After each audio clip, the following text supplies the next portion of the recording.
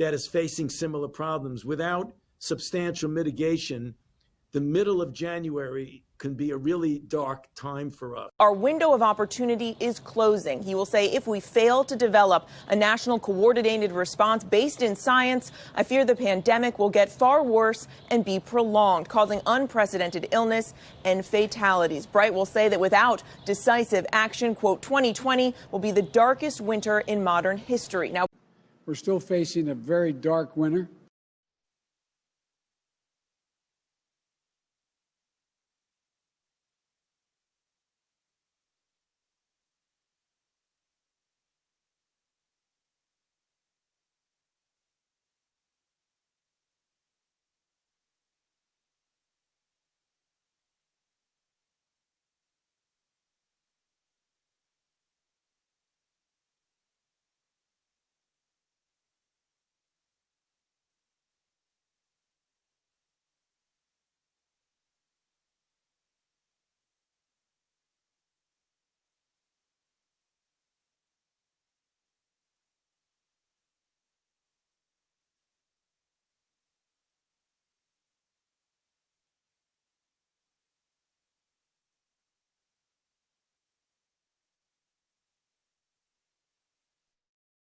Miles away from here, in Florida, thousands of people sit without electricity. Imagine what that's like. You walk outside, you turn on your phone, there's no signal. You go back inside, you turn on the TV, no signal. You turn on the radio, no power. You turn on the faucet, no water. You turn on the fridge, no refrigeration. Your food starts to spoil. You walk outside, cars pile up, no streetlights. In big cities, if you're in New York, LA, San Francisco, Chicago, DC, within 3 to 5 days, the food is gone from the grocery stores. And the trucks that the city counts on to resupply that food aren't coming. Within a week or two, the sewage system starts to overflow and contaminates what remains of the water supply, and people start getting cholera. Societal order starts to break down. There's mass evacuations. The emergency responders who during the first few days were desperately trying to evacuate people trapped in elevators have now left their positions like many did during Katrina to protect themselves and their own families. But why get depressed and worry about something like that if there's no way it could ever happen? There's no way we could ever experience a large blackout affecting the entire or a large portion of the United States of America. The unfortunate news is that the threat of such a blackout is very real. Now, there are a few things that we all know could disrupt life as we know it and make it very bad. Nuclear war, asteroid collision, aliens invading, horrific disease pandemic, a giant plague.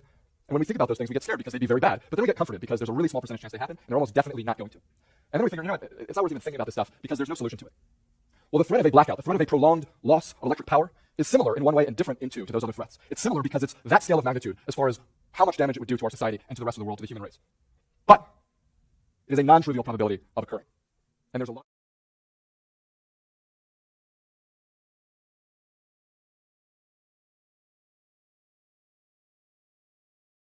With the National Weather Service in Zola, they recommend people prepare for power outages when dealing with these high winds. Yeah, Jess, the National Weather Service recommends, most importantly, to stay up to date on weather in your area so you know how and when to prepare for a possible power outage.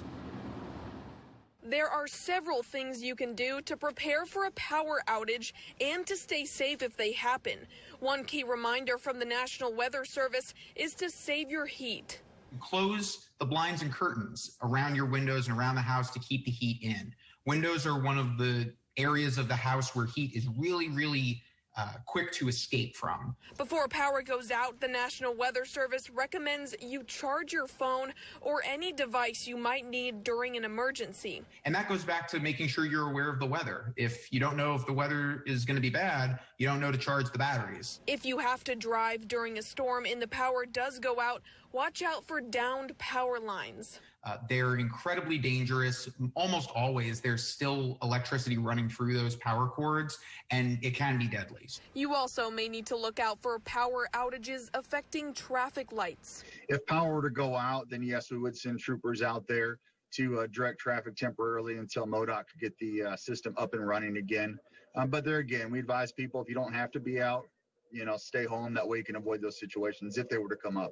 Remember to stay updated, prepare if you can, and stay safe. Anytime weather is a concern, whether it's widespread severe weather or winter weather, we encourage folks to take preparedness actions.